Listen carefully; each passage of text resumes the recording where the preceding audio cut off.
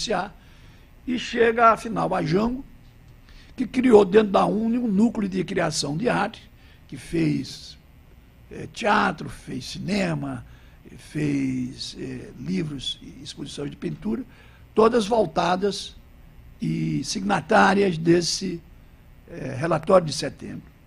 Só para dar dois exemplos, foram nessa época que foram feitos um filme chamado 5 Vezes Favela, que curiosamente vai ser refilmado agora, dentro do mesmo esquema, e também um filme chamado Rio 40 Graus, cujo herói do filme, de Nelson Pereira de Santos, dos anos 60, feito a partir de 58, mas estreado em 60, cujo teor básico do ponto de vista de dramaturgia é a eleição do herói positivo.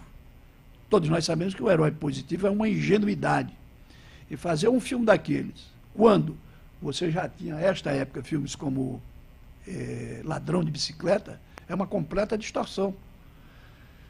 No entanto, convém dizer que, nessa época, o Nelson Pereira dos Santos, Alex Vianne e tantos outros, Moacir Werneck de Castro, eles eram soldados e agentes no Brasil da política de dia 9, da ilustração do realismo socialista no terreno das artes e também, mais tarde, com a Guerra Fria, da demonização dos Estados Unidos.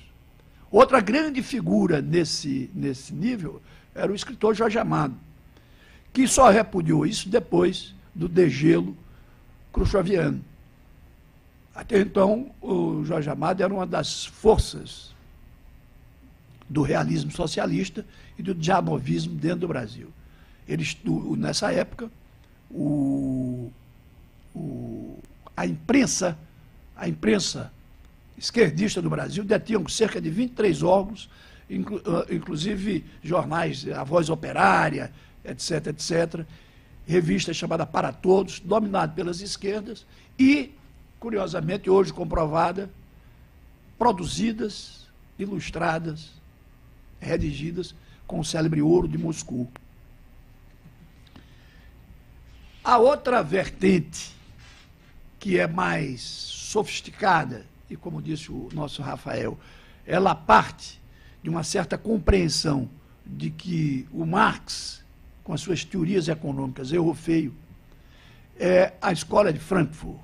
A Escola de Frankfurt, ela que é intermediária entre a atuação do gramscismo e do dianovismo, ela atua no Brasil de um modo mais sofisticado e acadêmico.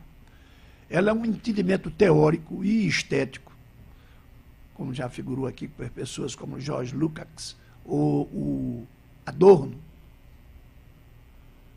e outros, Rockmeier, etc. Ela é um entendimento de que era impossível continuar a defender o socialismo soviético, o socialismo real, por dois motivos. Primeiro, economicamente, ele não mandava, o que mostrava que a teoria da mais-valia era, até certo ponto, um furo, capaz de qualquer inteligência mediana perceber.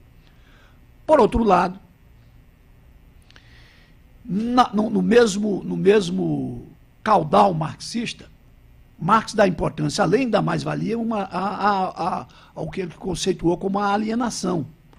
A alienação, de certo modo, decorre da mais-valia, porque a alienação não seria mais do que uma decorrência da mais-valia, que é uma alienação, por Marx, do trabalho do operário, do operário explorado pela burguesia. Então, é uma quota de trabalho não paga pelo empresário, pelo patrão, e que Marx transformou isso, decodificou em leis econômicas e transformou isso nessa legenda que é a mais-valia.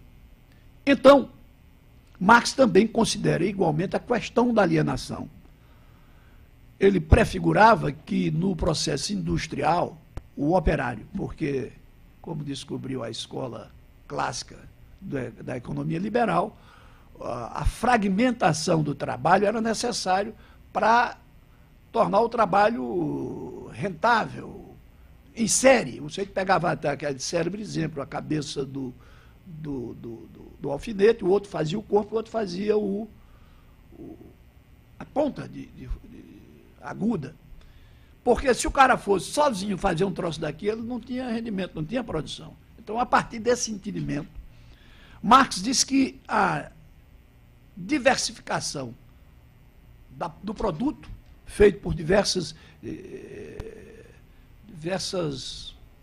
segmentos da produção, ele iria levar automaticamente o empresário, o trabalhador, à alienação. Ele não sabia, ele produz um troço que não sabe o que é, cujo resultado final, ao contrário de um camponês que bota o milho, ele não sabia. Isso levaria a uma alienação, com fortes implicações de toda a natureza.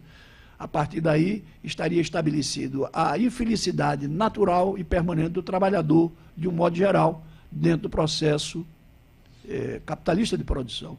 E mais do que isso, essa alienação o levaria a doenças de natureza mental, etc, etc. Essa visão da alienação, ela é absorvida com o nome de reificação pela Escola de Frankfurt. Então, a Escola de Frankfurt trabalha basicamente em cima da condenação do sistema industrial capitalista. Porque essa reificação atingiu um grau dentro do processo de industrialização absoluto. Então, esse pessoal se reuniu e começou a trabalhar em cima de uma análise que ele chama da teoria crítica, a teoria crítica do capitalismo, que consiste basicamente em denunciar não a mais-valia, mas o processo de alienação que está submetido o homem moderno dentro do capitalismo nacional ou internacional, em suma, do capitalismo industrializado.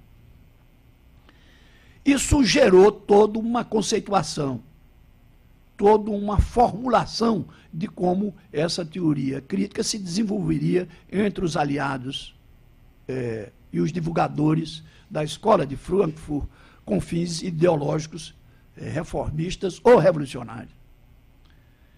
Antes, convém dizer o seguinte: essa Escola de Frankfurt, como mencionou o Rafael, ela cresce curiosamente, como todas as coisas nesse nível. O próprio Marx, com relação ao pai de Engels, que muitas vezes reclamava daquela amizade terrível, e a própria mulher de Marx, ela entendia que aquele relacionamento de Marx e Engels era esquisito. Como era uma mulher fidalga, aristocrática, tinha às vezes acessos de ira, que é uma coisa que só os iniciados nessa fofoca sabem, ninguém é obrigado a saber disso, nem vai perder tempo com isso. Mas é o fato. Então, essa Escola de Frankfurt parte de um sujeito chamado, tem de ver aqui o nome, Hermann Weyl. Esse Hermann Weyl é um alemão, um austríaco, também como... E veio para a Argentina, tornou-se um grande explorador do trigo argentino, no ramo da exportação e importação, e até no ramo da produção industrial do trigo. Esse sujeito, por solicitação do filho, que tinha ideias de analisar o conjunto da sociedade, o comportamento da superestrutura, numa definição do marxismo, então esse sujeito consegue esse dinheiro e instala a Escola de Frankfurt em Frankfurt, que tem as cabeças, à época, mais sofisticadas do pensamento, a partir do homem que é o primeiro sujeito a ingressar nisso e o grande teórico que estendeu essa visão à análise literária, sobretudo, que é o George Lukács. Ele tem toda uma teoria do herói positivo, que é diferente do que pregava Janov, e fala, sobretudo, da alienação no processo da criação literária e do pensamento marxista. Esse sujeito, curiosamente, mais tarde, vem a ser chargeado por não só Lenin, que morre antes, como pelo Stalin. E isso faz com que ele, posto em desgraça, retorne depois daquele processo que da União Soviética ficou conhecido como autocrítica, implorou, ajoelhou-se e foi, como era um sujeito de valor do ponto de vista de operação das ideias, etc., etc., retornou como um bom filho pródigo à casa stalinista. De todo modo, a escola de Frankfurt não modifica seu pensamento em torno da alienação. E esse troço cada vez mais se sofistica. O pensamento, por exemplo, na minha área da padronização gráfica industrial, veio através do sujeito chamado Walter Benjamin.